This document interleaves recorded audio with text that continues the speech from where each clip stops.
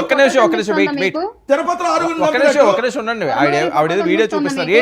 ఏంటది అరుణ గారు? కనిపిస్తుందా ఈ ఫోటో మీకు? ఇప్పుడు ఈయన ఏదో ఎటకారంగా ఆడ తినమన్నారు, ఎండించమన్నారు, ఆడలేగమన్నారు, ఈడ కూర్చోమన్నారు పోలీసులు అని చెప్పేసి ఫీల్ అవుతున్నాడు కదా జగన్మోహన్ రెడ్డి గారి గురించి.